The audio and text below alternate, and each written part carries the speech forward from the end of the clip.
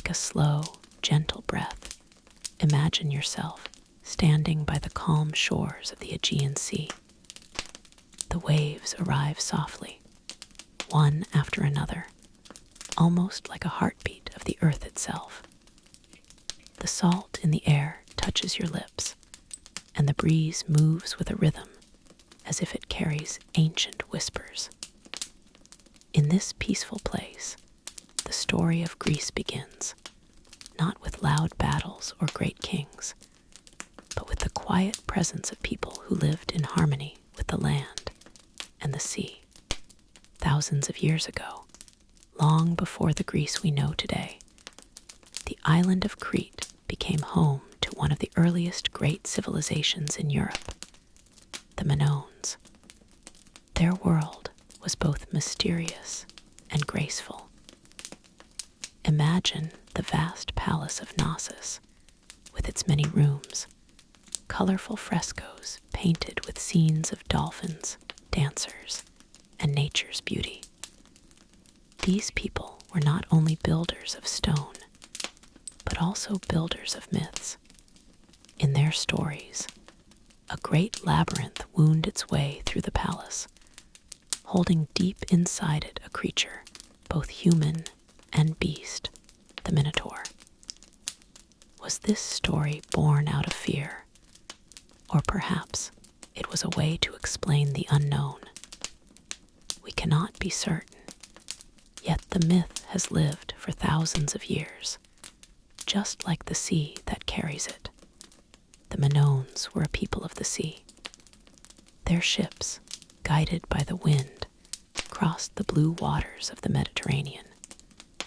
They traded pottery shaped by skilled hands, olive oil pressed with care, and sweet wine from sunlit vineyards.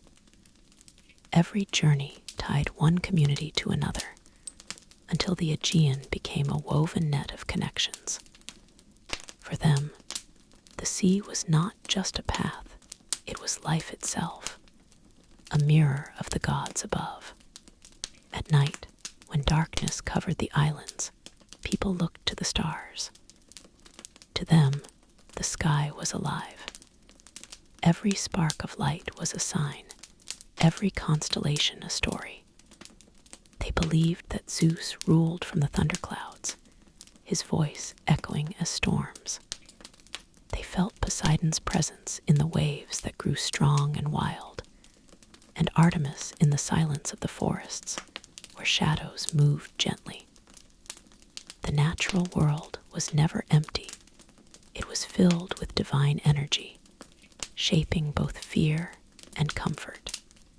Life in Crete was full of color.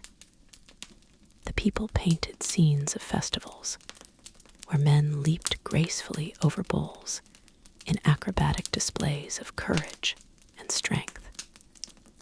They created jewelry of gold and gemstones, shining in the sunlight like treasures from the sea.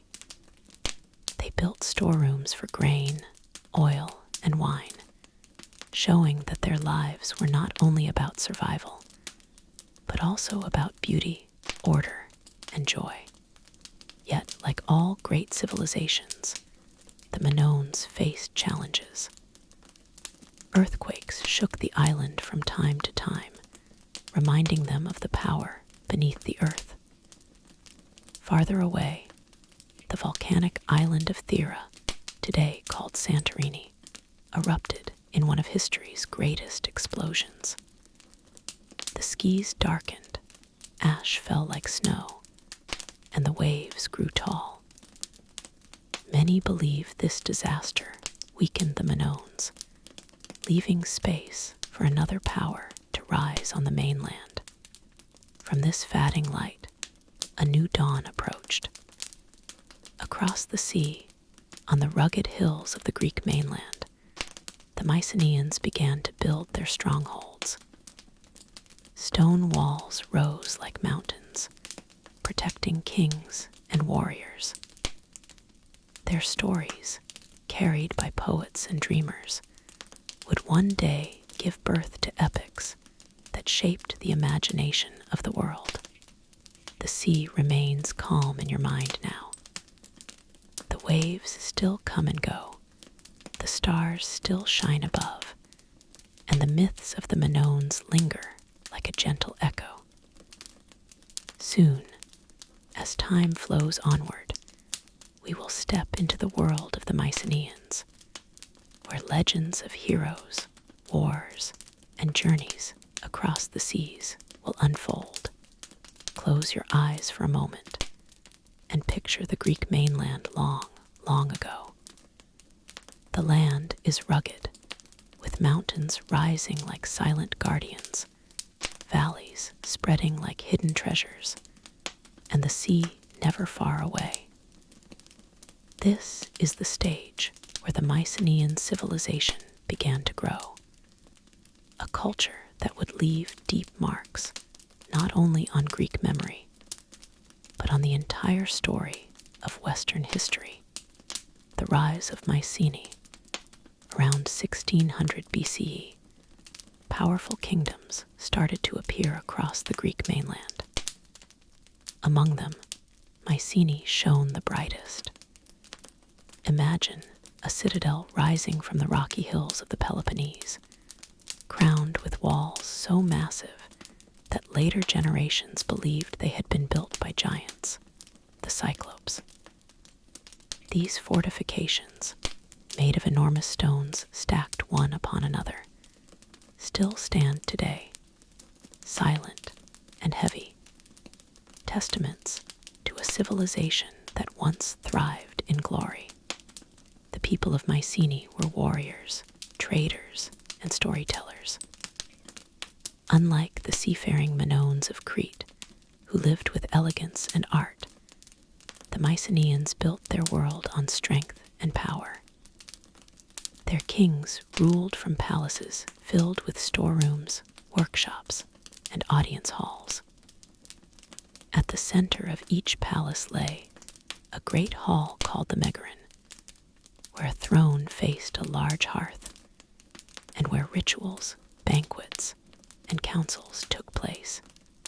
The flickering light of torches cast shadows on painted walls, while warriors in bronze armor discussed matters of war and trade.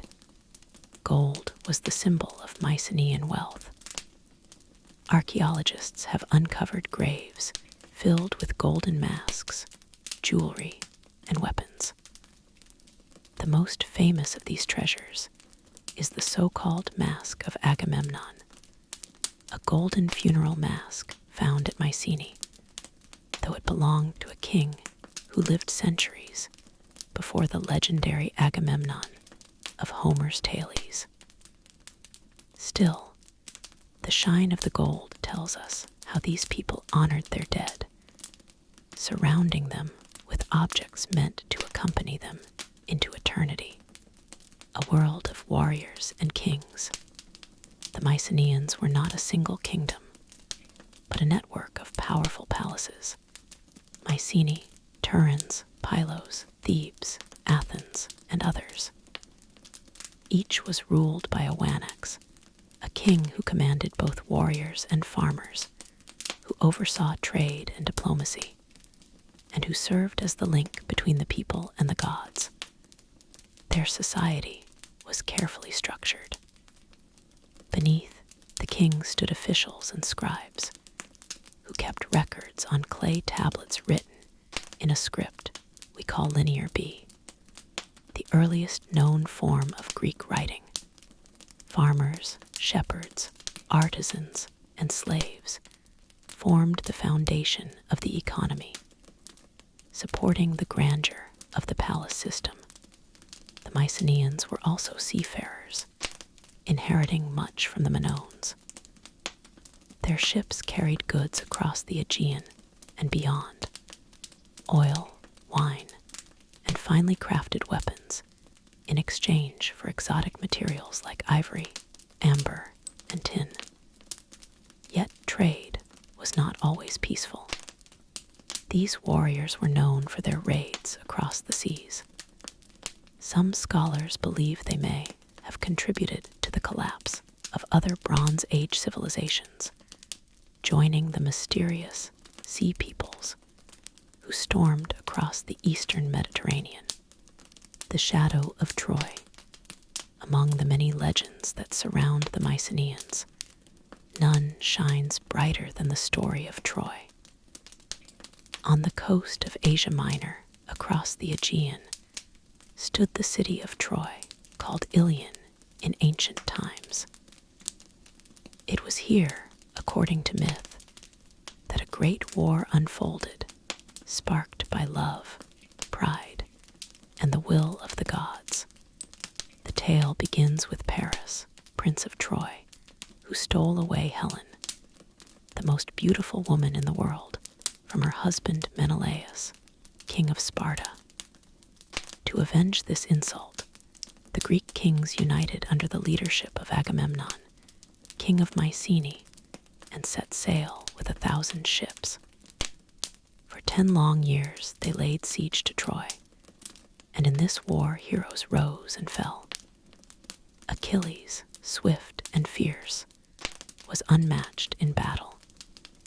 Hector, noble prince of Troy, stood as the city's greatest defender. Odysseus, clever and patient, devised the famous stratagem of the wooden horse.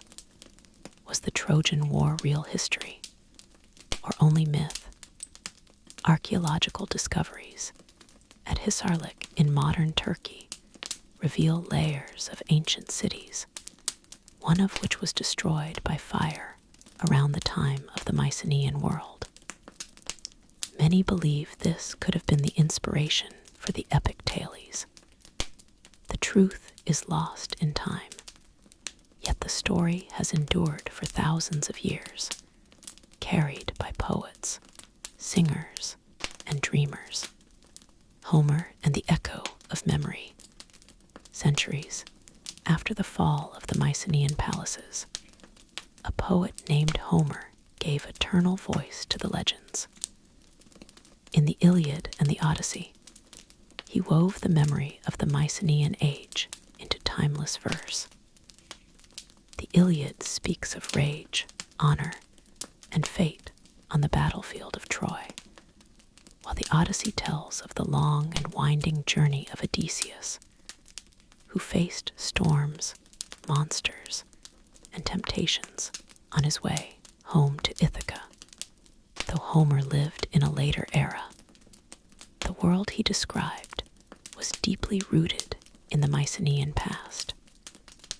His heroes wore bronze armor, fought with spears and chariots, and lived in palaces that echoed those of the Bronze Age kings. Through him, the memory of the Mycenaeans was never lost. The collapse of the palaces, but no civilization lasts forever. Around 1200 BCE, the Mycenaean world began to unravel. Palaces were destroyed, trade routes disrupted, and writing disappeared. Scholars debate the causes, perhaps invasions, internal wars, natural disasters, or economic decline.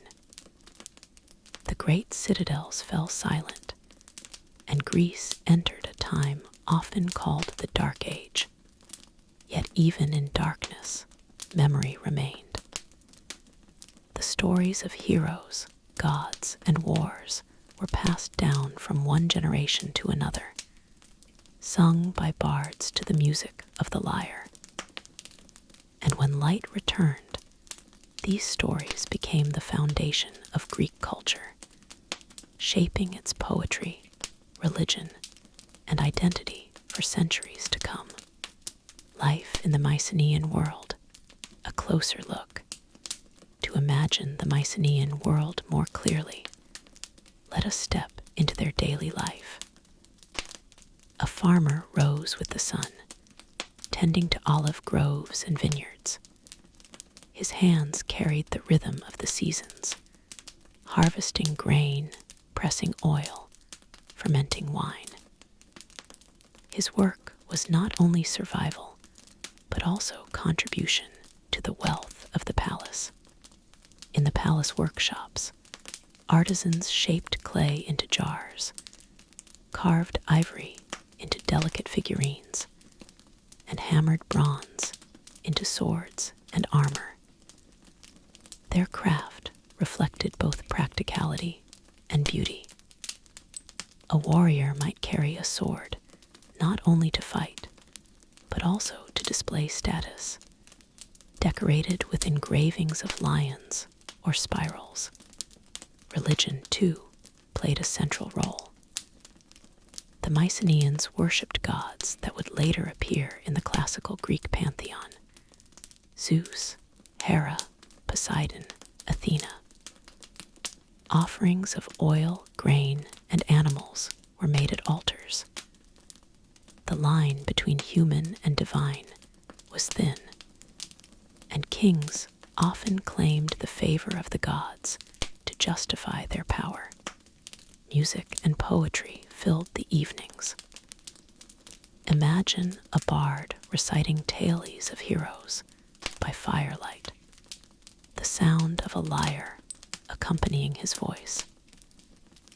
These stories were not mere entertainment.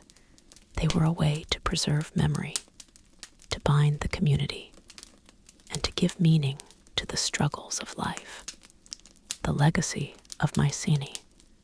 Though the palaces crumbled, the Mycenaeans left behind more than ruins.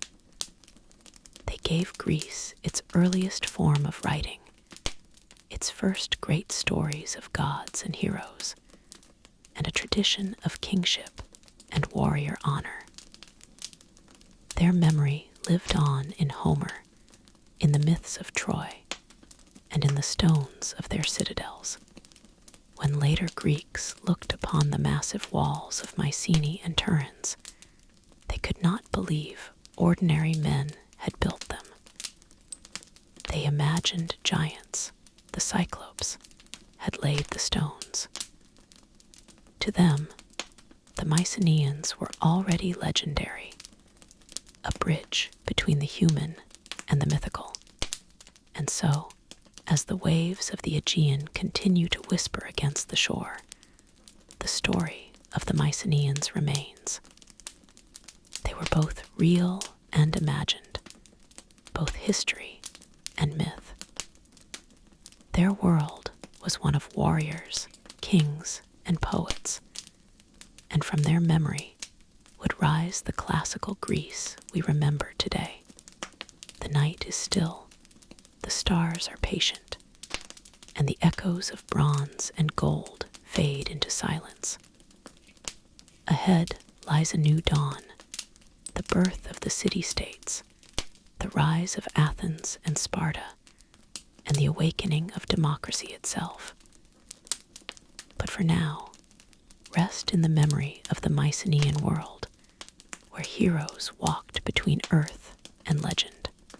The sound of the Aegean Sea is still in your mind. The waves come and go, like breath, like time itself. From the ruins of the Mycenaean palaces, centuries passed in shadow.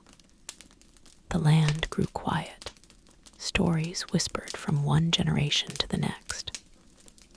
But slowly, out of this silence, a new world began to rise, a world of communities, of cities, of ideas that would shape not only Greece, but the future of humanity.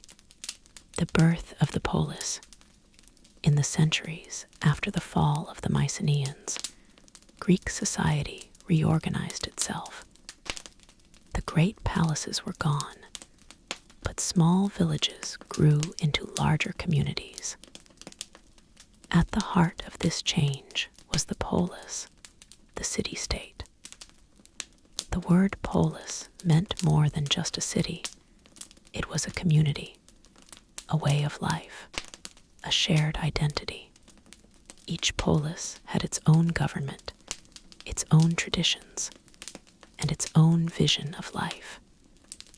Some were small, little more than villages surrounded by farmland. Others grew into great powers, known across the Mediterranean. What bound them all together was the idea that the community was sacred and that every citizen had a role within it. The polis was built on two spaces: the Acropolis, a high hill where temples and fortifications stood, and the Agora, the open square where people gathered for trade, debate, and celebration.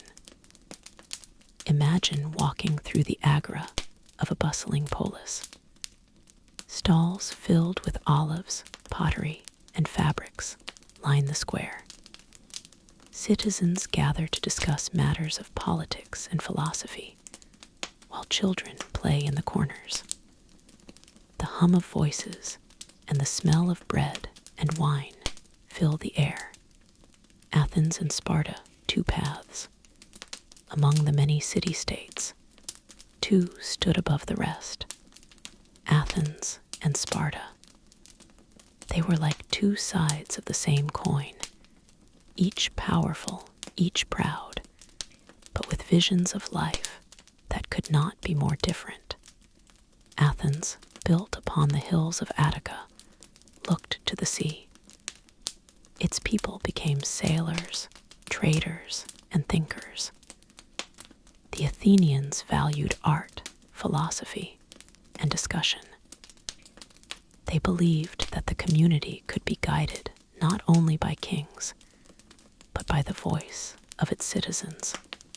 Sparta, by contrast, was a city of warriors. Nestled in the fertile valley of Laconia, it turned away from the sea and focused on the strength of its army. From the moment a Spartan boy was born, his life was dedicated to the state. He would be trained, disciplined, and hardened into a soldier. For Spartans, freedom was found in discipline, and honor was found on the battlefield. These two cities would one day clash in great wars, but before that, they grew side by side, shaping the identity of Greece in different ways. The dawn of democracy in Athens. One of the most extraordinary achievements of Athens was the creation of democracy. In earlier times, Athens, like many cities, was ruled by kings and aristocrats. Power lay in the hands of a few, while most lived without a voice. But as time passed, the people of Athens demanded change. Reforms slowly gave more citizens the right to participate in government. Leaders like Solon and Cleisthenes transformed the city. Instead of decisions being made by a single ruler, they were debated in assemblies. Every free male citizen had the right to speak and to vote. Laws were discussed openly, and officials were chosen by lot, ensuring that power did not stay in the hands of a few. This was not a perfect democracy. Women, slaves, and foreigners were excluded, but it was a beginning. For the first time in history, the idea took root that ordinary people could govern themselves, that the voice of the many could guide the fate of the city. Imagine standing in the Athenian assembly, surrounded by citizens. The air is filled with the sound of debate. One man rises to argue for war, another for peace. Some speak with passion, others with reason. The crowd listens, considers, and finally votes. This was the heartbeat of democracy, the belief that freedom lay in participation. Sparta's way of life. Far from Athens, Sparta followed a very different path. Life in Sparta was shaped entirely by the needs of the state.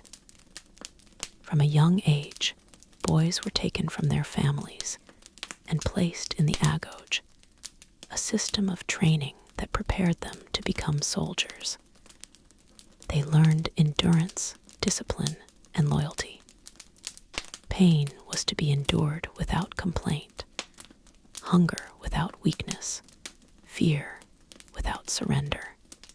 Spartan women, unlike those in most other Greek cities, enjoyed more freedom. They managed households, owned property, and were expected to be strong, both in body and in spirit. For Spartans believed that strong women would give birth to strong warriors. The heart of Sparta was its army.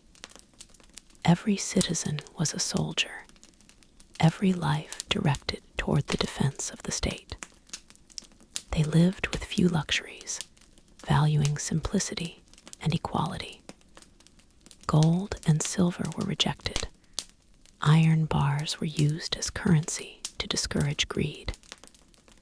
In this way, Sparta remained focused on its single goal: strength, religion, and the gods in daily life.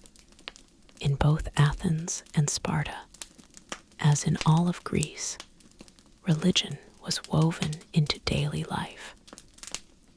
The gods of Olympus were not distant figures, but living presences. Zeus ruled the sky, Athena guided wisdom, Ares demanded blood in battle, and Demeter brought life to the fields. Temples rose in every polis, places where citizens brought offerings and sacrifices. Festivals filled the calendar, blending worship with community. In Athens, the Panathenaic festival honored the goddess Athena with music, games, and processions. In Olympia, a festival in honor of Zeus gave birth to the Olympic Games, where athletes from across Greece competed in running, wrestling, and chariot racing. These gatherings were more than sport. They were moments of unity, when Greeks remembered that despite their rivalries, they shared a common identity: daily life in the polis. Step closer into the life of an ordinary citizen. In Athens, a man might begin his day at the agora, buying goods, meeting friends, or attending a court session. If he was a craftsman, he worked in his shop, shaping bronze, weaving cloth, or carving stone. If he was a farmer, he tended his fields outside the city, returning in the evening to share a meal of bread, olives, and wine with his family. Children in Athens were educated in both body and mind. Boys learned reading, writing, music, and philosophy, preparing them to participate in the assembly one day. Girls, while not citizens, were taught to manage households. In Sparta, the rhythm was different. Boys trained constantly, their lives molded by the state. Meals were simple, their beds made of reeds gathered from the river. They learned to speak briefly, with sharp wit, a style still remembered as laconic. Girls trained in athletics, running, wrestling, and throwing discus, encouraged to be as strong as their brothers. The contrast of freedom and order, the difference between Athens and Sparta, was striking. Athens prized freedom of thought, debate, and creativity. It gave birth to drama, philosophy, and democracy.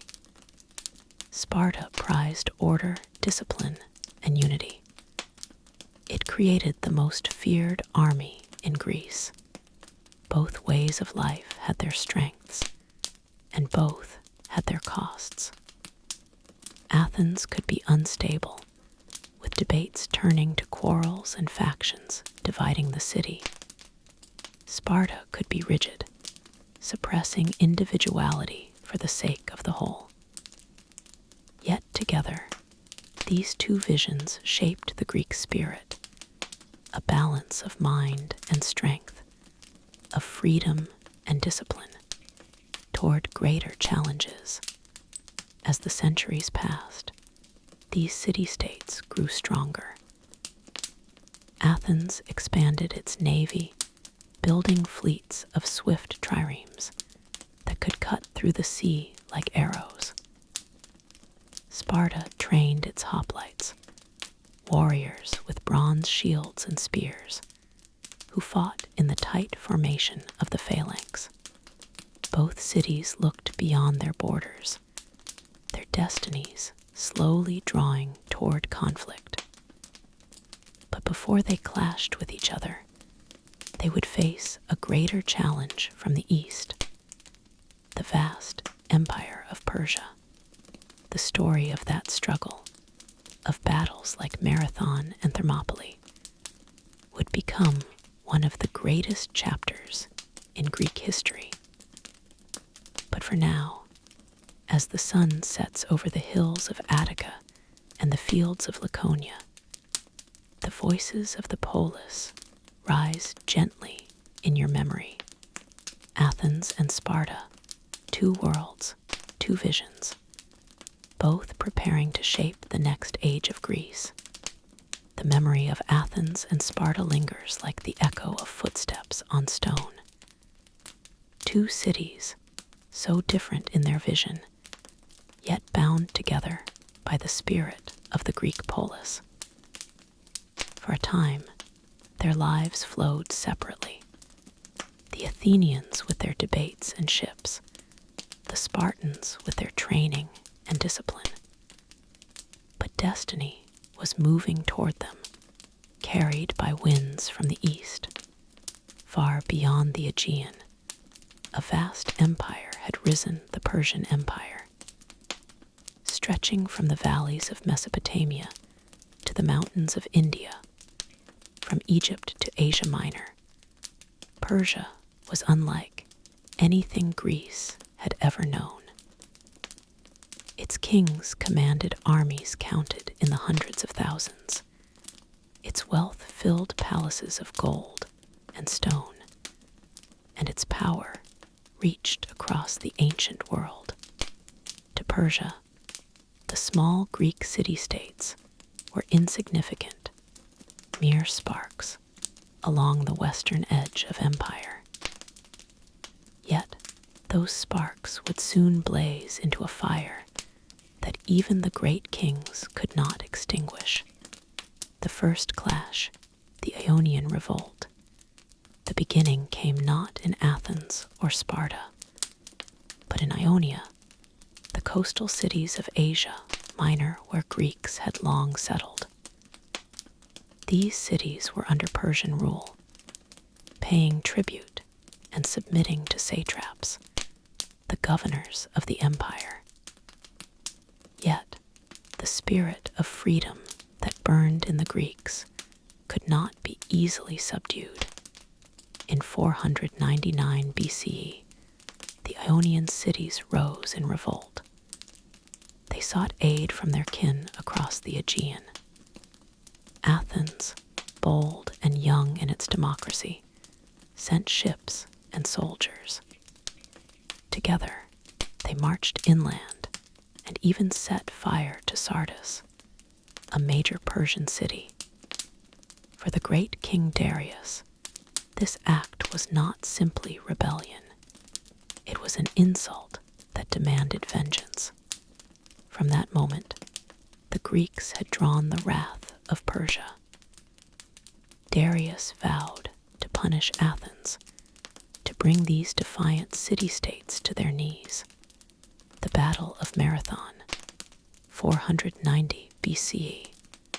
In 490 BCE, Persian ships crossed the Aegean, landing on the plains of Marathon, not far from Athens. Their numbers were overwhelming, tens of thousands of soldiers, while Athens could muster only around 10,000 hoplites.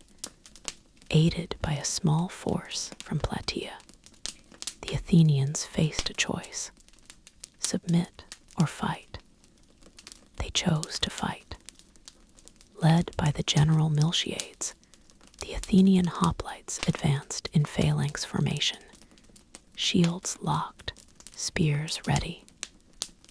Against the lightly armored Persians, their discipline and courage turned the tide. The battle was fierce, but the Athenians broke the Persian lines, driving them back to their ships.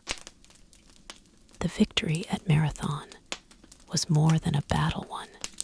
It was proof that Persia could be resisted, that courage and unity could overcome numbers and power. Legend tells of a runner named Phidippides, who carried the news of victory from Marathon to Athens, running the distance without pause, only to collapse and die after announcing, "We have won." From his sacrifice comes the name of the modern marathon race, echoing across time. For Darius, the loss at Marathon was a wound to pride. For Athens, it was the beginning of destiny. Xerxes and the Great Invasion, 480 BCE. Darius did not live to strike again, but his son, Xerxes, inherited the throne and the vengeance of his father. 10 years after Marathon, Xerxes prepared the greatest invasion the Greeks had ever seen. The scale of his army became the stuff of legend. Ancient sources speak of over 1 million men, though modern historians believe the number was smaller, perhaps a few 100,000. Still, it was vast compared to the forces of Greece. Xerxes built bridges of boats across the Hellespont to carry his armies into Europe.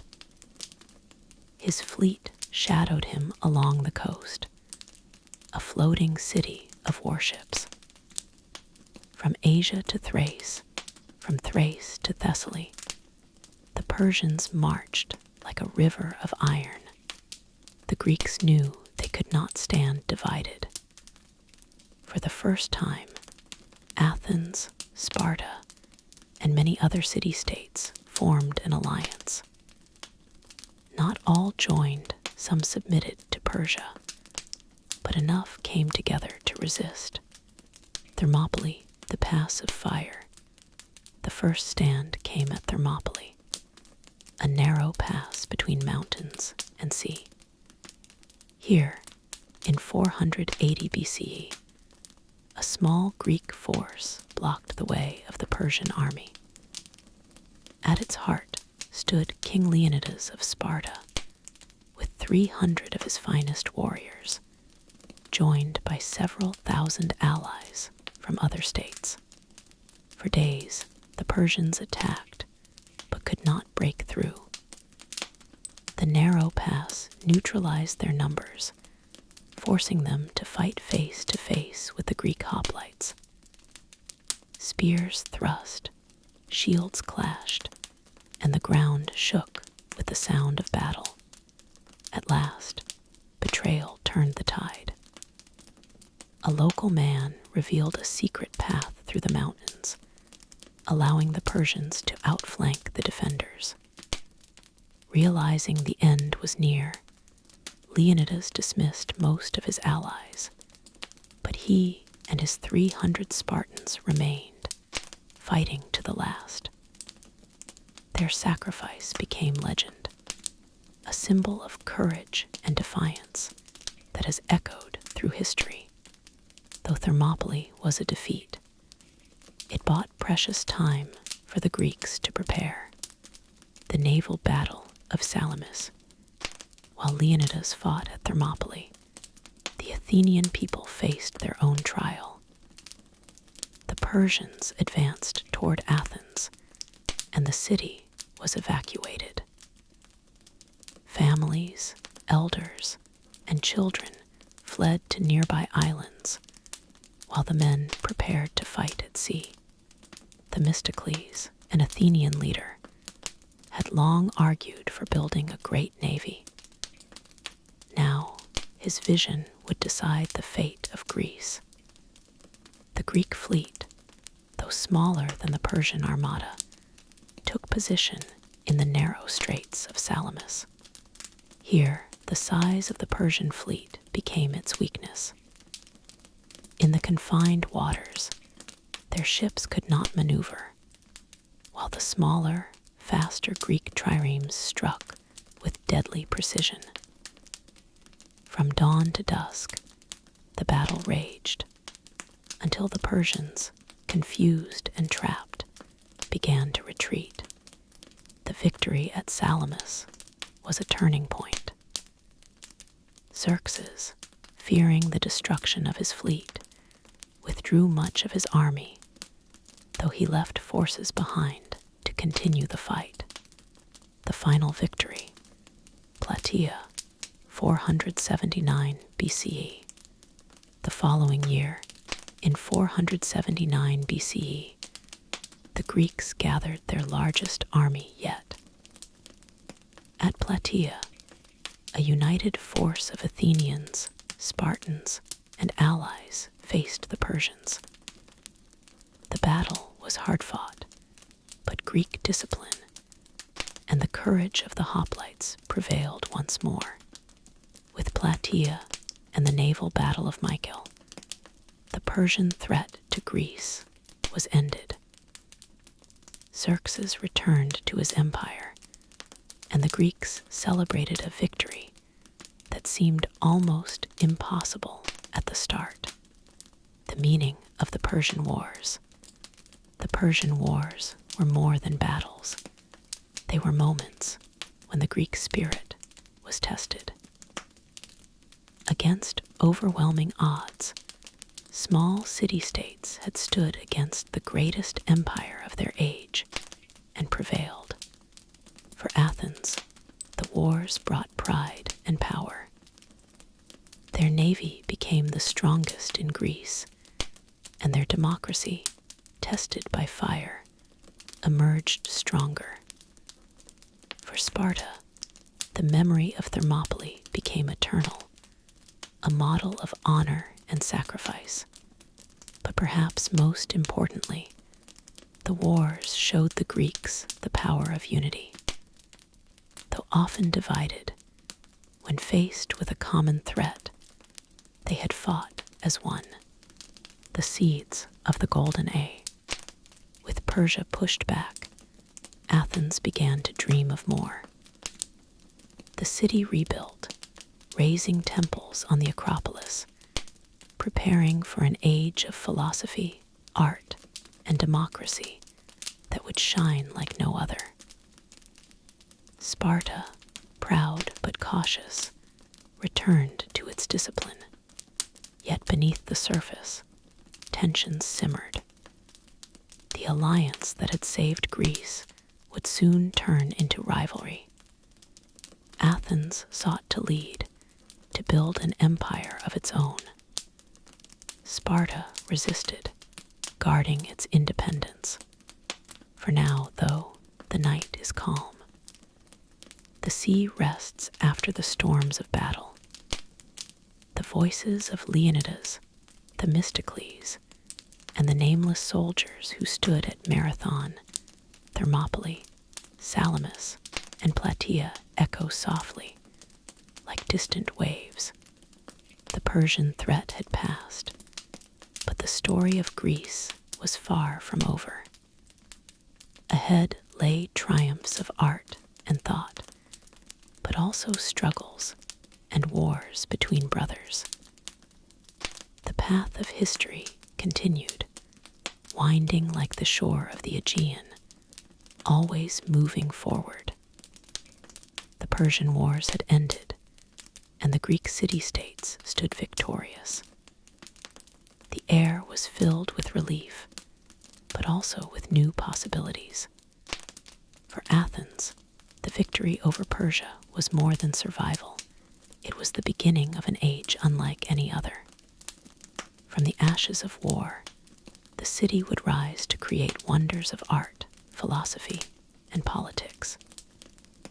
This era, often called the Golden Age of Athens, became a time when the human spirit seemed to soar higher than ever before. The leadership of Pericles. At the heart of this transformation was a man named Pericles. Born into a noble family, Pericles became a statesman, general, and orator who would guide Athens for decades. His voice was calm but powerful, his vision wide and ambitious. Under his leadership, Athens embraced democracy more deeply, expanded its influence, and adorned itself with beauty. Pericles believed that Athens was not just a city, but a beacon for all of Greece. He declared that every citizen should take pride in their democracy, that their freedom and equality were treasures unmatched in the world. In his famous funeral oration, he honored the fallen of war, but also celebrated the ideals of Athens: courage, participation, and love of the city. The building of the Parthenon, perhaps the most visible legacy of Pericles, was the rebuilding of the Acropolis. During the Persian invasion, Athens had been burned, its temples destroyed. Now, under Pericles, the city undertook a project of extraordinary scale: the construction of the Parthenon, a temple dedicated to Athena, goddess of wisdom and protector of the city. The Parthenon was more than stone. It was a vision of harmony. Its columns rose with perfect balance, its proportions designed with mathematical precision.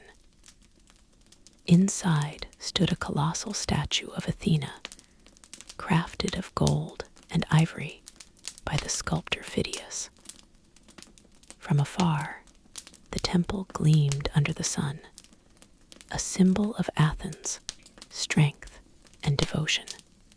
The Acropolis became a crown for the city, adorned with theaters, temples, and statues. Each work was not only beautiful, but also a declaration. Athens had triumphed, and its spirit would be remembered for ages to come. The blossoming of drama. In this golden age, the Athenians found new ways to tell stories. Theater became both entertainment and reflection, a mirror for the joys and sorrows of human life. On the slopes beneath the Acropolis, the theater of Dionysus welcomed thousands of citizens who gathered to watch plays that touched the heart and stirred the mind. Playwrights like Aeschylus, Sophocles, and Euripides gave voice to the struggles of gods and men. Their tragedies explored fate, justice, love, and loss. In Oedipus Rex, Sophocles told of a king doomed by destiny. In Medea, Euripides showed the fury of a woman betrayed. These stories, though ancient, still resonate today, for they speak of timeless human truths. Comedy, too, found its place. Aristophanes filled the stage with laughter, satire, and sharp criticism of politics and society. The Athenians laughed at themselves, even as they reflected on their flaws. The birth of philosophy. Yet Athens was not only a city of theaters and temples, it was also a city of thought. In the marketplaces, gardens, and academies, a new way of seeking wisdom emerged philosophy. The first philosophers asked questions about the nature of the world. What is the universe made of? What is the essence of life? But soon, deeper questions arose. What is justice? What is truth? How should one live? Among the greatest of these thinkers was Socrates. He did not write books or build schools. Instead, he walked the streets, speaking with anyone who would listen. Through questions and dialogue, he encouraged people to think for themselves, to challenge assumptions, and to seek truth within their own souls. His method, known as the Socratic dialogue, remains a foundation of philosophy even today. Socrates' life ended tragically. Accused of corrupting the youth and disrespecting the gods, he was condemned to death. He drank poison hemlock, facing his fate calmly, believing that truth and integrity mattered more than life itself. His sacrifice became a symbol of the philosopher's duty to truth. After Socrates came Plato, his student, who founded the Academy, the first great school of philosophy. Plato's writings explored justice, love, and the ideal state. His vision of a philosopher king, ruling with wisdom and reason, has inspired thinkers for centuries. Plato's student was Aristotle, who studied the natural world, ethics, politics, and logic. He taught that knowledge came from observation and experience, laying the groundwork for science.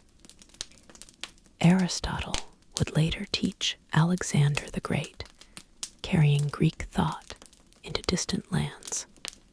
The spirit of democracy.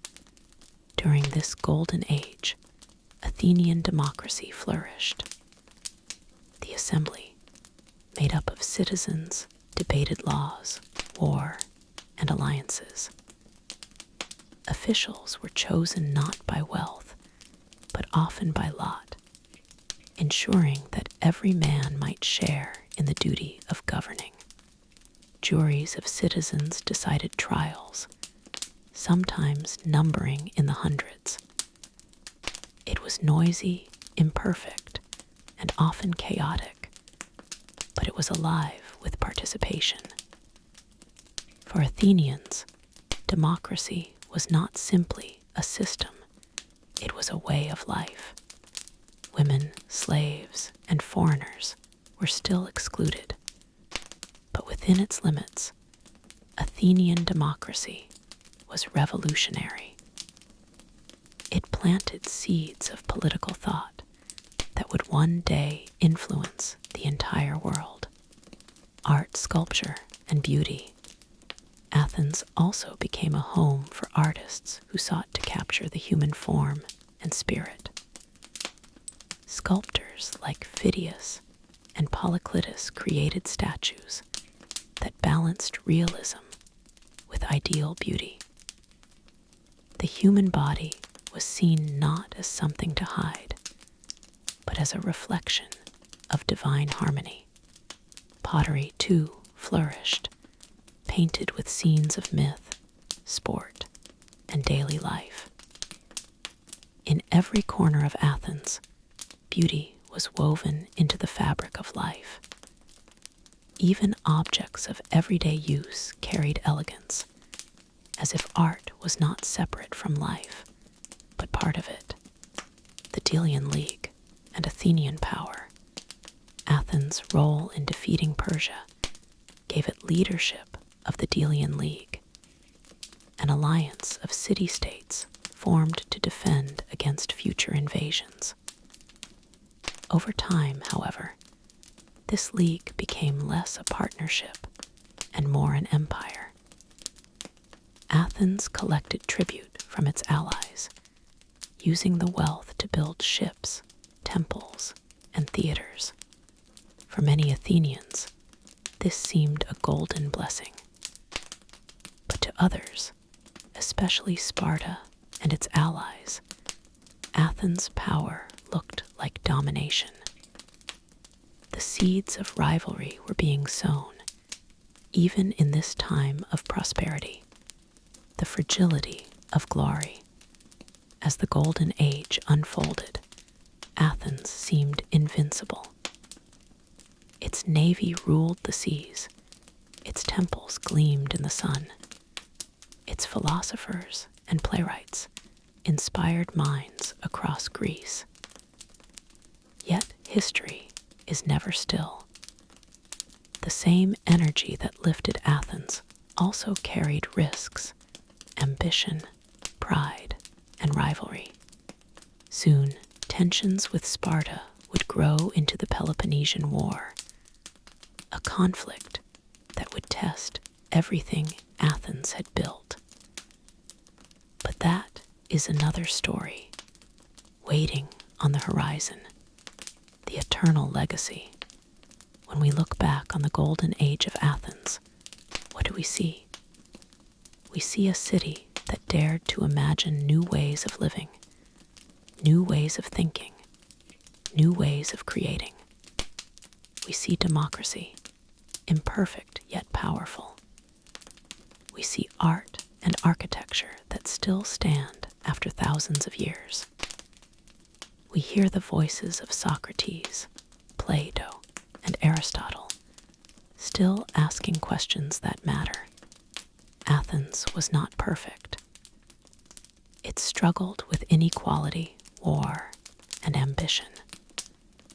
But in its moments of brilliance, it showed what human beings could achieve when guided by freedom, creativity, and courage. As night falls, imagine the Acropolis under the moonlight. The Parthenon gleams softly. Statues cast long shadows, and the sound of distant music drifts through the air. In that stillness, the spirit of Athens remains timeless, luminous, and alive in memory.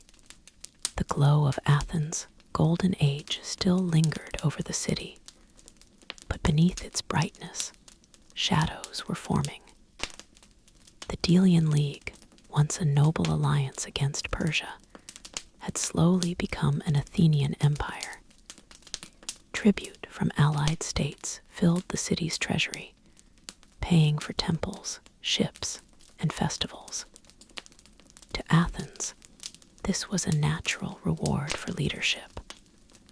But to others, especially Sparta, it seemed arrogance. Sparta watched as Athens grew stronger at sea, while it remained dominant on land. Two powers, each supreme in its own realm, faced one another like opposites in nature. Athens, the restless innovator, and Sparta, the unyielding guardian of tradition. It was perhaps inevitable that these two paths would collide. The beginning of war, 431 BCE. The conflict that followed is known as the Peloponnesian War, named for the Peloponnesus, Sparta's homeland. It began in 431 BCE and would last, with pauses and shifting tides, for nearly 3 decades. The spark was small. Disputes among allied states, quarrels over trade routes, and rivalries for influence. Yet, beneath these sparks lay deep tension. Athens and Sparta both feared and envied one another. When war finally broke out, the Greeks themselves were divided. Some cities sided with Athens, others with Sparta. This was no war of Greece against an outside enemy, but of Greece against itself. The strategies of Athens and Sparta. Each side had its own strategy. Athens, led by Pericles, relied on its navy. Its walls connected the city to the port of Piraeus, ensuring that even if surrounded, Athens could receive supplies by sea. Pericles urged patience. Avoid land battles with Sparta.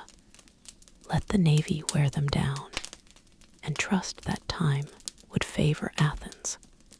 Sparta, meanwhile, sought to use its unmatched army. Every year, Spartan hoplites marched into Attica, burning fields and villages, daring Athens to face them in open battle. But behind their walls, the Athenians waited, refusing to give the Spartans the fight they wanted. The war became a test of endurance, a struggle not just of soldiers, but of whole societies. The plague of Athens. But in the second year of the war, tragedy struck Athens in a form no strategy could predict. As people crowded behind the city walls for safety, disease spread. The plague of Athens swept through the population, killing tens of thousands. Families were broken, temples were filled with the sick, and even Pericles himself fell to the illness. The loss was devastating. Confidence faltered, and grief hung heavy over the city. Yet Athens endured, rebuilding its leadership and continuing the fight. Shifting fortunes, the war dragged on, marked by victories and defeats for both sides. At sea, Athens often triumphed, its triremes swift and deadly. On land, Sparta and its allies struck back, burning and raiding.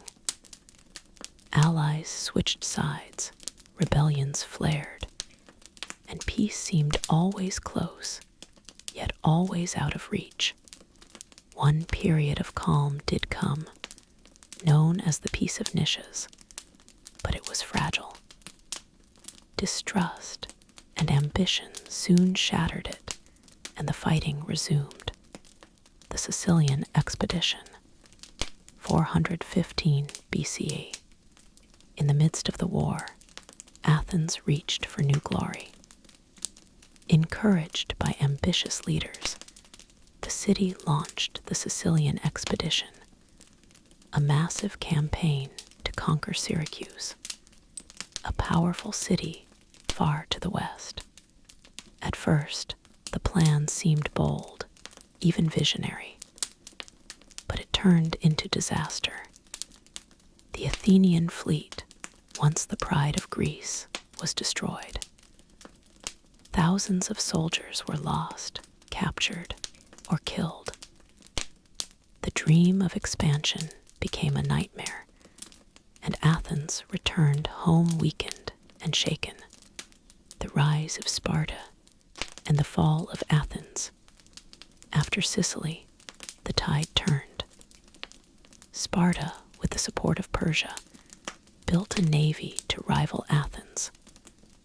Slowly, city by city, Athens' empire crumbled. Its allies, tired of tribute and war, abandoned it. Finally, in 404 BCE, Athens could fight no longer.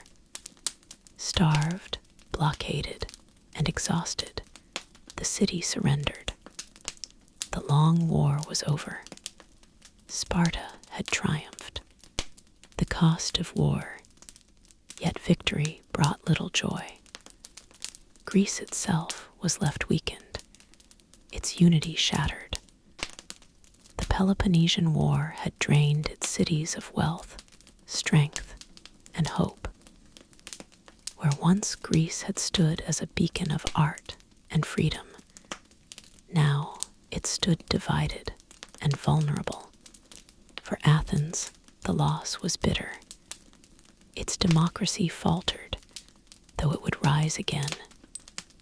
For Sparta, victory brought dominance, but also new burdens. And for all of Greece, the war served as a reminder. The greatest danger was not always from beyond, but from within. A quiet reflection as the fires of the Peloponnesian War fade into memory. Imagine the silent ruins of fields once burned, the empty harbors where fleets once sailed, the quiet streets where voices of debate had grown hushed. The war was over, but its shadow lingered. Yet even in defeat, Athens' spirit endured. The temples still stood, the plays were still performed, the philosophers still asked their questions. And from this long struggle, the story of Greece continued, preparing for new chapters, new rulers, new dreams, new trials. After decades of war, Greece lay weary. The city-states that had once defined the region, Athens with its brilliance, Sparta with its discipline, were fractured, their strength diminished.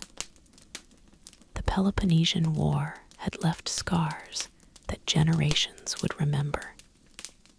Yet in the north, in the rugged land of Macedonia, a new force was quietly rising. Unlike Athens or Sparta, Macedonia was less a city of culture or philosophy, and more a kingdom of mountains and men. Its people were hardy, shaped by winters and rocky soil, yet ambitious and disciplined. Here, the seeds of a future empire were being sown, ready to reshape the known world. The rise of Philip II of Macedonia, ascended to the throne in 359 BCE. He was a man of vision and skill, both on the battlefield and in diplomacy. Philip understood the weakness of the fractured Greek city-states, and he knew that only through unity could Macedonia achieve greatness. With careful planning, Philip strengthened his army, introducing the phalanx with longer spears, sarissas, making Macedonian infantry nearly invincible in close combat. He trained his cavalry to strike with speed and precision. Slowly, he expanded his kingdom, conquering neighboring tribes and bringing stability to Macedonia. But Philip's ambition did not stop at his borders. He looked south, toward the Greek city-states. Using both diplomacy and force, he brought many cities under his influence. Athens and Thebes resisted, but even they could not stand alone against his growing power. Philip's vision was clear. Greece, united under Macedonia, could look eastward toward the vast lands of Persia, where untold riches and glory awaited. Yet he would not live to see the full realization of this dream. Alexander the Great, a new era. Philip's son, Alexander, known later as Alexander the Great, inherited this vision. From his earliest years, Alexander was extraordinary. Tutored by Aristotle, he learned philosophy, science, medicine, and the arts. But he also trained as a warrior, riding horses, wielding spears, and leading troops from a young age. When Philip was assassinated in 336 BCE, Alexander ascended the throne at only 20 years old. The Greek city-states, weary and cautious, briefly questioned his rule, but he quickly proved both his authority and his brilliance. The conquest of Persia, Alexander's ambition was unmatched. Within a year, he had secured Macedonia and subdued rebellious Greek states. Then, turning eastward, he began the legendary campaign against the Persian Empire. At Granicus River, Alexander's cavalry struck the Persian forces with surprise and precision. Victory followed at Issus, where he personally led charges that shattered larger armies. Each battle was a combination of strategy, bravery, and timing, a testament to Alexander's genius. The siege of Tyre demonstrated both his patience and ingenuity. The island city resisted for months, but Alexander constructed a causeway, allowing his army to breach the walls. The fall of Tyre opened the path to Egypt and the heart of Persia, Egypt and the founding of Alexandria. In Egypt, Alexander was welcomed as a liberator. The Egyptians, long under Persian rule, revered him as a pharaoh. In the city of Alexandria, he founded a metropolis that would become a center of culture, learning, and trade for centuries. Imagine the harbor, filled with ships from the Mediterranean, the streets lined with markets, temples, and scholars gathering from across the known world. Here, in the warmth of the sun, Alexander's vision extended beyond conquest. He sought to blend cultures, encourage learning, and spread Greek ideas to every corner of his expanding empire. Gaugamela and the fall of Persia. The decisive moment came at Gaugamela in 331 BCE. Darius III of Persia faced Alexander with a vast army, outnumbering the Macedonians many times over. Yet, through careful planning and fearless leadership, Alexander's forces pierced the Persian lines, leading to a decisive victory. Darius fled, and soon the Persian Empire was effectively under Alexander's control. With Persia subdued, Alexander's empire stretched from the Aegean Sea to the Indus River. He carried the banner of Greece across deserts, mountains, and rivers, uniting a vast region under his leadership. The spread of Hellenistic culture. Alexander did not stop with conquest. He encouraged cultural blending, settling Greeks, Macedonians, and Persians together in new cities. Greek language, art, philosophy, and science spread throughout his empire, creating the Hellenistic world. From the libraries of Alexandria to the marketplaces of Babylon, Greek ideas mingled with local traditions. Architecture, theater, and education flourished. Philosophy continued to develop, with schools exploring ethics, logic, and the natural world. Alexander's legacy. Yet Alexander's life was brief. He died in Babylon at the age of 32, leaving an empire too vast and diverse to survive as a single kingdom. His generals, the Diadochi, divided the territories, establishing dynasties in Egypt, Asia Minor, and Mesopotamia. Even so, Alexander's impact endured. Greek culture, language, and ideas remained dominant across the Mediterranean and Near East. The blending of East and West created a world where knowledge, trade, and art could flourish in unprecedented ways. Reflection on the Macedonian era. As night falls over the plains of Macedonia, imagine the armies resting after campaigns, the cities buzzing with new settlers, the libraries filling with scrolls. The dream of a united Greece under Macedonian leadership had reshaped the known world, leaving an enduring legacy of culture, learning, and ambition. The Greek city-states may have lost their independence, but the spirit of Greece, its curiosity, its courage, and its artistry spread farther than ever before, carried on the shoulders of one extraordinary man. And so the story of Greece moves from the rugged mountains of Macedonia to the vast deserts of Persia, leaving a trail of cities, ideas, and dreams that will echo for centuries.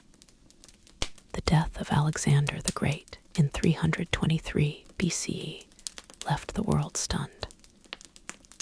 At just 32, he had conquered lands stretching from the Aegean Sea to the Indus River.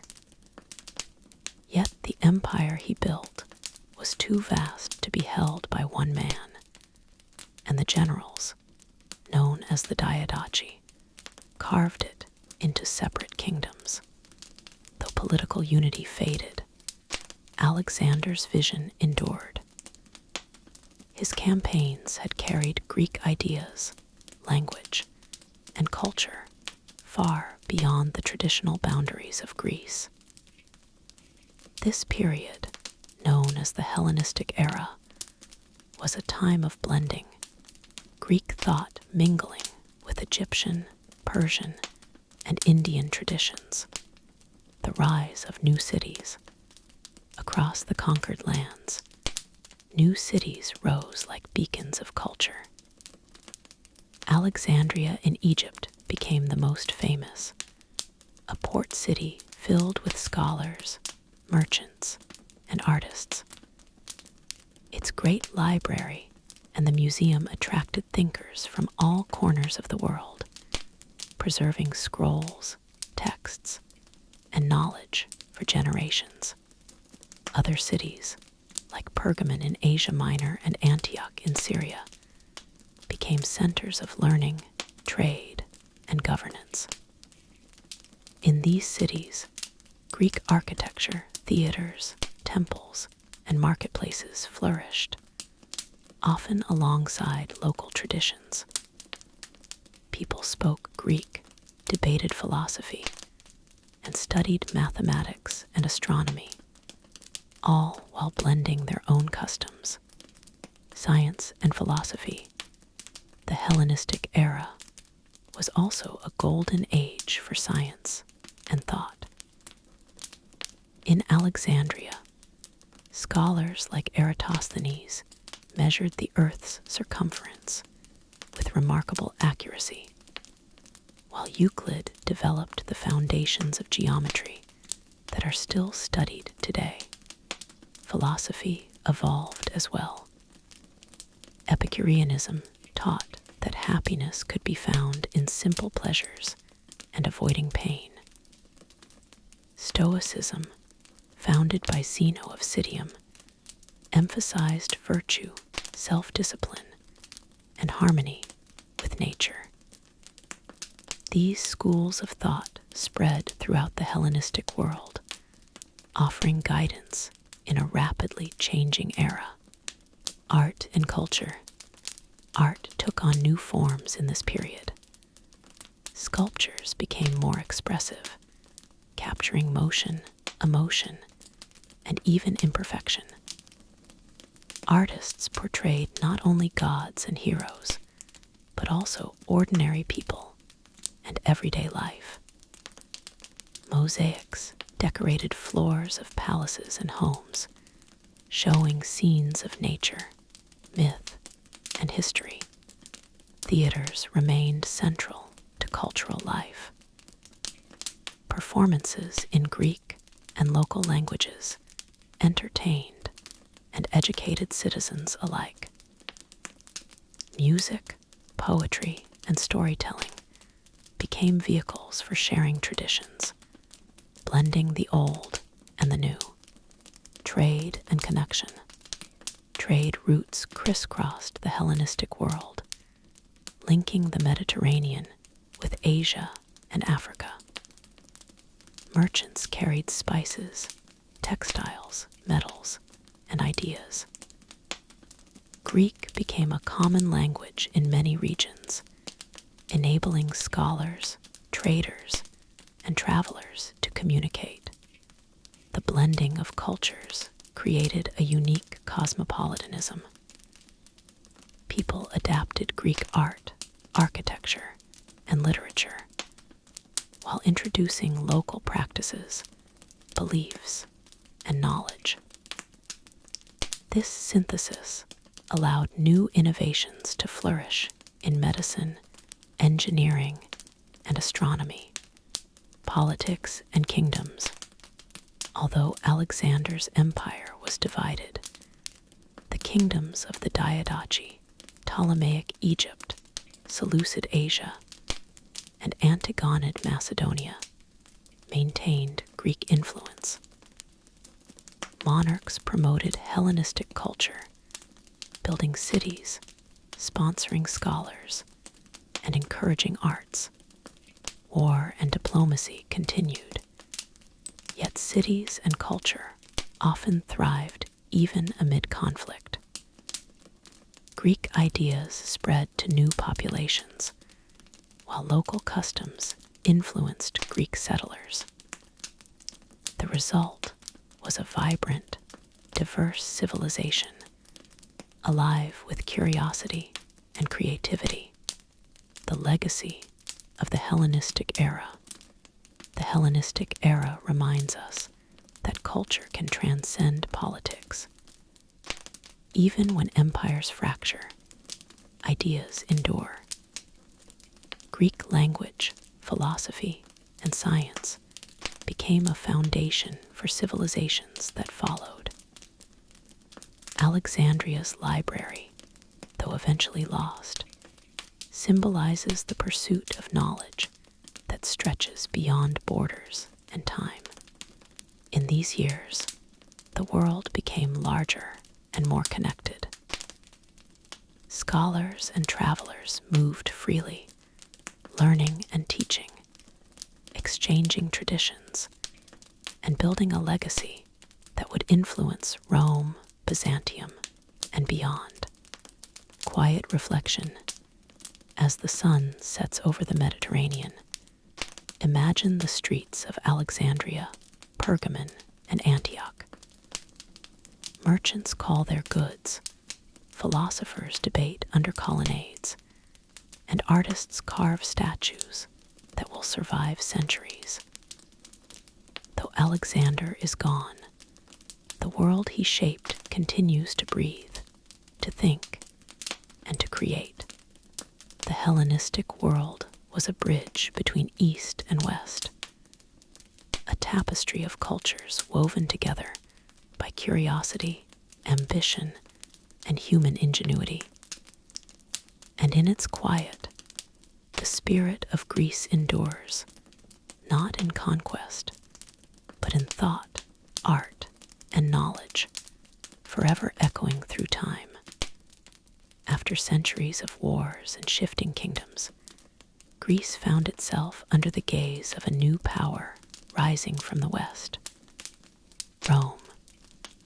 The Romans, once a small city on the Italian peninsula, had grown steadily through conquest, organization, and diplomacy. By the time they reached Greece, they were ready to absorb its treasures, not only gold and land, but knowledge, art, and culture.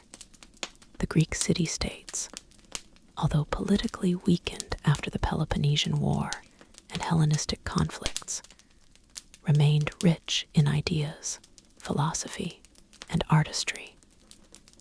For Rome, these treasures were invaluable. Greek language, literature, and culture became the standard for education, refinement, and governance. The conquest of Greece. By 146 BCE, Rome had effectively secured control over Greece after defeating Macedon and other Hellenistic kingdoms. Cities that had once been independent Athens, Sparta, Corinth, and Thebes now answered to Roman authority. Yet instead of destroying the cultural heritage, Rome embraced it. Roman elites sent their children to study in Athens, learning philosophy, rhetoric, and literature. Greek scholars, tutors, and philosophers found places in Roman homes and academies, influencing the minds of future leaders. Greek theaters, temples, and public spaces inspired admiration and imitation. Greek influence on Roman society. Greek culture seeped into every aspect of Roman life. In politics, Romans studied democratic and oligarchic systems, adapting lessons for their republic. In philosophy, schools like Stoicism and Epicureanism guided thinkers such as Cicero, Seneca, and Marcus Aurelius, emphasizing virtue, duty, and moderation. Greek art inspired Roman architecture, from grand temples to public forums. Columns, friezes, and statues reflected the balance and elegance of Greek design, fused with Roman engineering. Even Roman religion borrowed heavily from Greek mythology, renaming gods while keeping their stories and attributes intact. Education, literature, and thought. Education in Rome drew heavily on Greek traditions. Students memorized Homeric epics, studied rhetoric in Greek, and debated philosophical questions. Greek literature shaped Roman poetry, drama, and history. Writers such as Virgil and Ovid carried forward Greek narrative traditions, weaving them into Roman culture. The Greek pursuit of knowledge endured in Roman libraries and academies.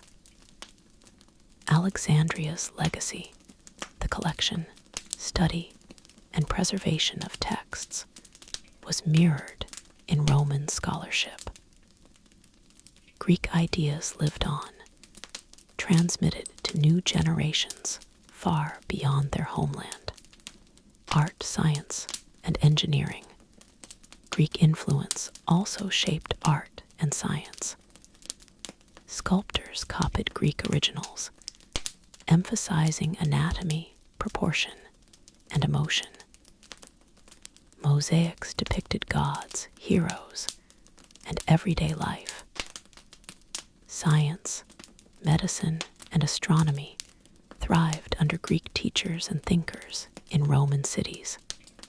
Roman engineering, from roads and aqueducts to amphitheaters, often incorporated Greek aesthetics. The blending of practical Roman design with Greek elegance created enduring monuments admired for centuries. Hellenistic legacy in Rome. Even as Greece lost political independence, its cultural influence reached its greatest heights. Greek philosophy guided rulers and citizens alike. Greek art and architecture adorned cities across the empire. Greek language and education formed the foundation of intellectual life in Rome. Rome became the guardian and transmitter of Greek culture, ensuring that knowledge, art, and ideas spread across Europe, North Africa, and the Near East.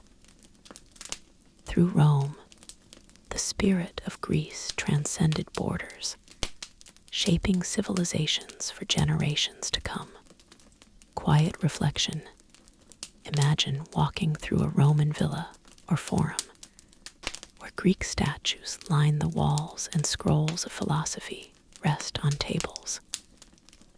Scholars debate ethics and politics, inspired by Socrates, Plato, and Aristotle.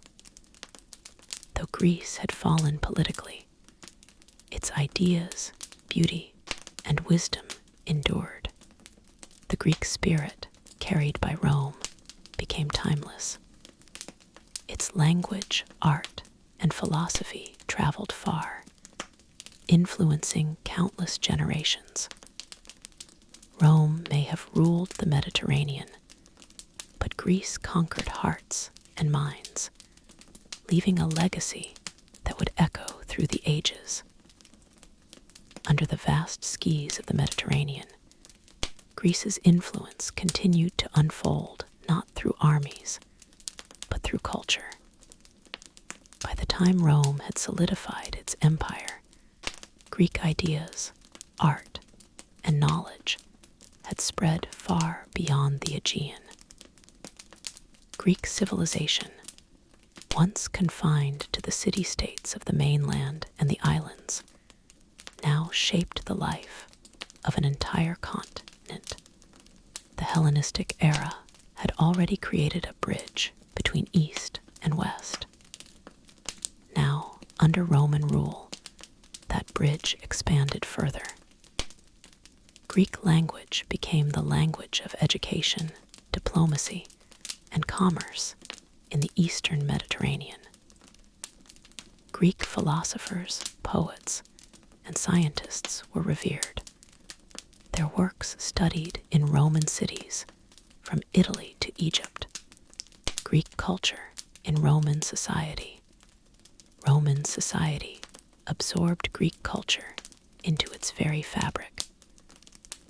Roman elites studied philosophy, rhetoric, and literature under Greek teachers.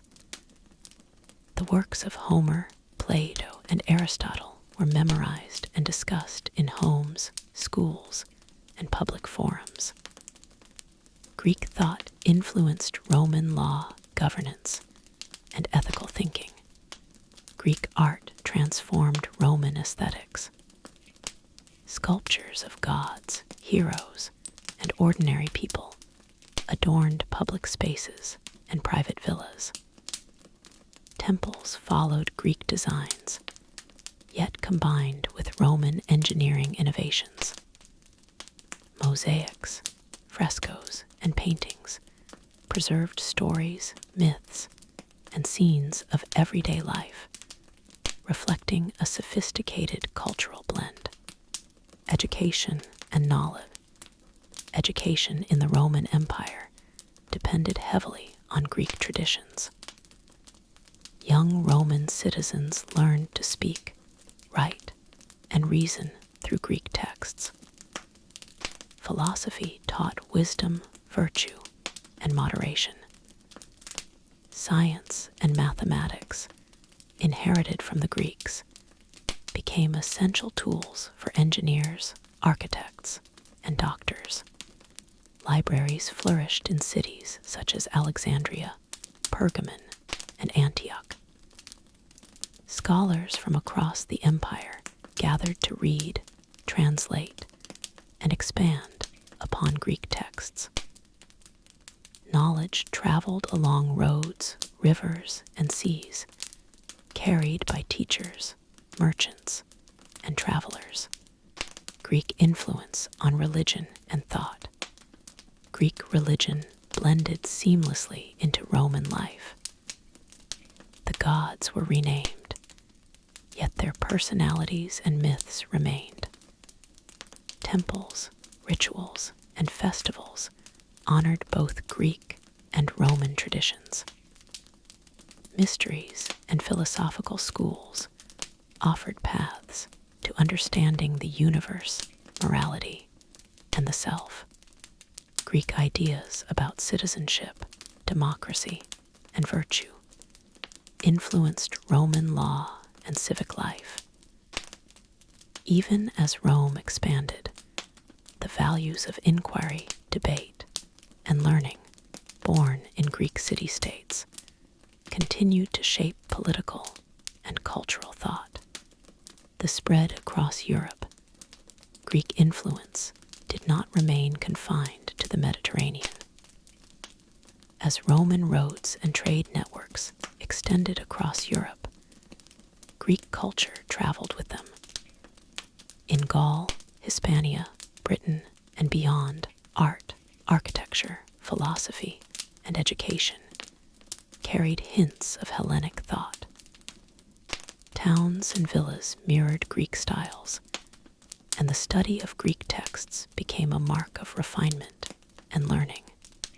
In this way, the ideas of Socrates, Plato, Aristotle, and other Greek thinkers traveled thousands of miles from their origins. They shaped the minds of citizens, leaders, and scholars for centuries to come. Legacy and reflection. By the time the Western Roman Empire began to fragment, Greek culture had left an indelible mark.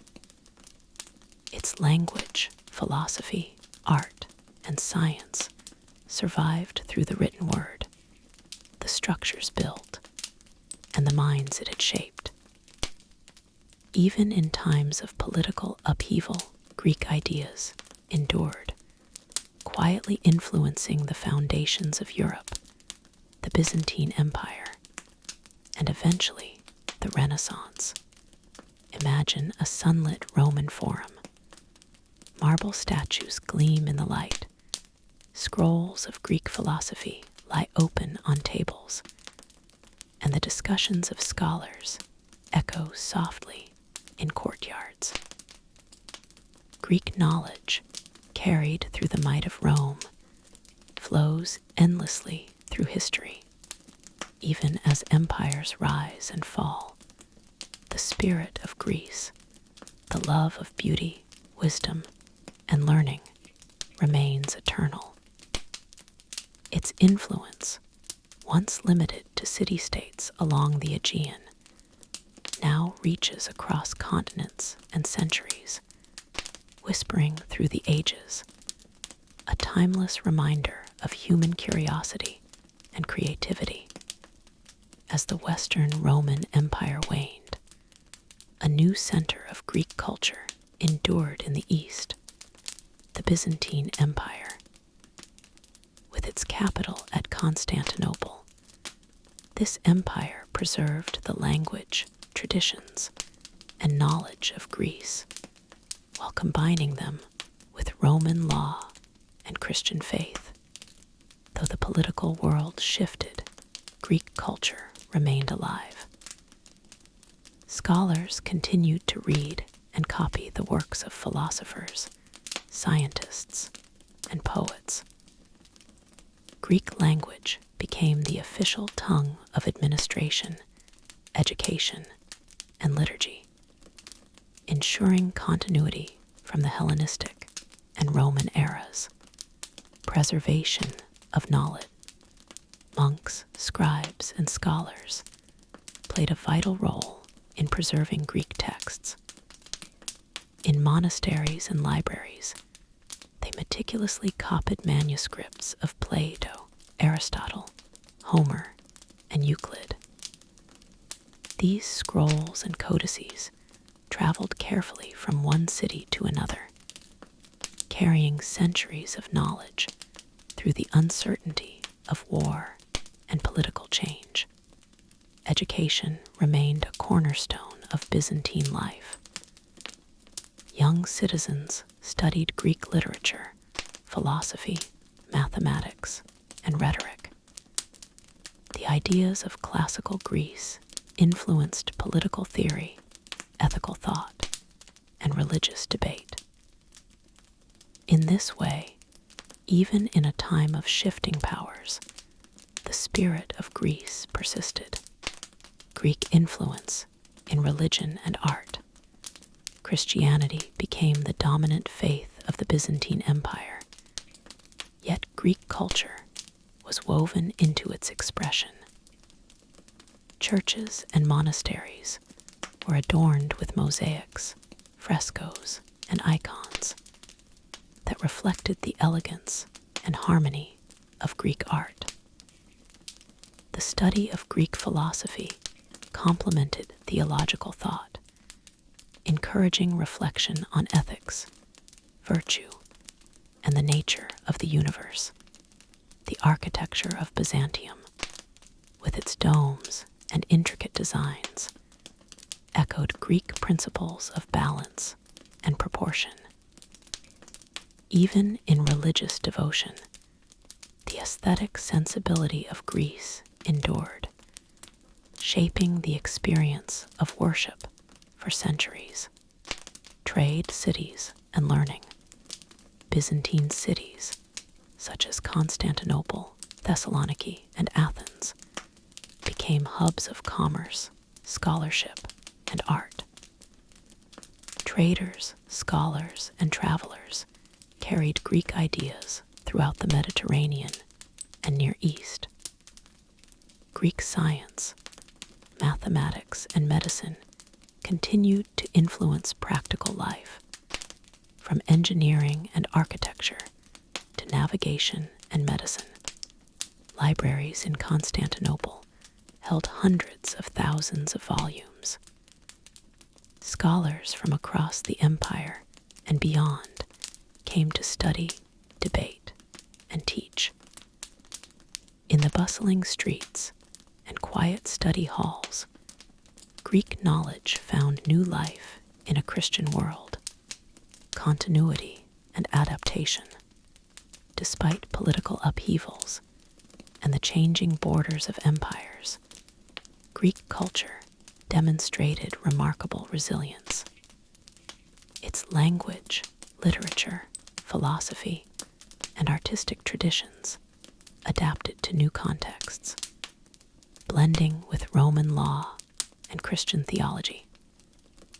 This fusion created a rich tapestry of culture that preserved the intellectual achievements of the ancient world. Greek ideas about governance, citizenship, ethics, and science were carried forward, influencing education, law, and art throughout Byzantium. Even as new powers arose, the heritage of Greece endured, quietly shaping the intellectual and cultural life of the Eastern Mediterranean. Reflection.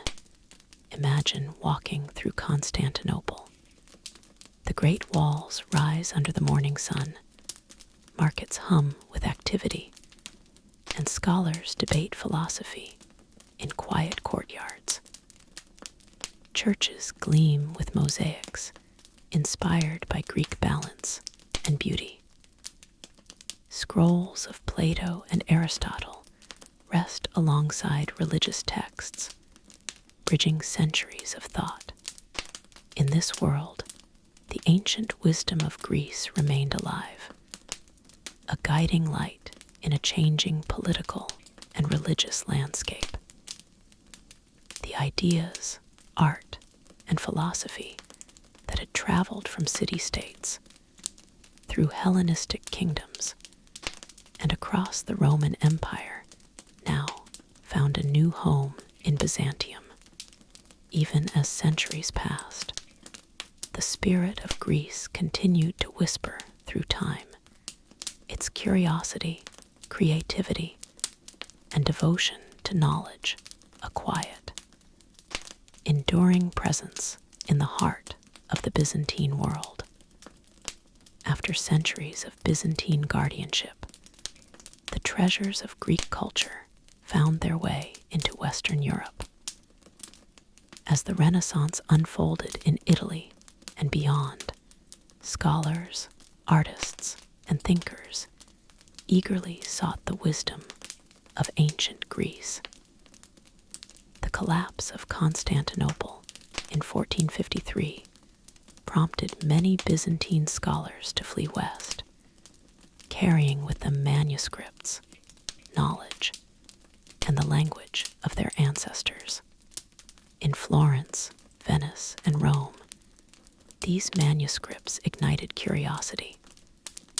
The words of Plato, Aristotle, and Euclid were studied anew. Greek philosophy, mathematics, and science inspired a generation of thinkers to question, explore, and create. The Renaissance became, in many ways, a rebirth of Greek thought in a new world, rediscovery of Greek knowledge, manuscripts, carefully copied by Byzantine scribes, revealed ideas that had been preserved for centuries. Artists studied Greek proportions and techniques. Philosophers debated ethics and reason, and scientists built upon Greek observations of the natural world. Printing presses later spread these works even further, making Greek ideas accessible to a broader public. The language of Greek scholarship, its precision, logic, and elegance, became a model for education and intellectual inquiry across Europe. Influence on art and architecture, the visual arts of the Renaissance, were deeply inspired by Greek ideals. Sculptors such as Donatello and Michelangelo studied ancient statues, striving for harmony, balance, and lifelike movement. Architects incorporated columns, domes, and proportions from Greek temples into their designs, creating buildings that combined grandeur with classical beauty. Greek mythology and history provided endless inspiration for painting, sculpture, and literature. Scenes from Homer, Herodotus, and Aeschylus adorned canvases, theaters, and manuscripts, blending storytelling with a renewed attention to human emotion and form. Philosophy, science, and humanism. Greek philosophy shaped the intellectual foundations of the Renaissance. Humanists emphasized the dignity, curiosity, and potential of humankind, drawing directly from classical texts. Ethics, politics, and the study of nature were infused with Greek logic and inquiry, guiding scholars and citizens alike. Mathematics, astronomy, and medicine built upon Greek discoveries.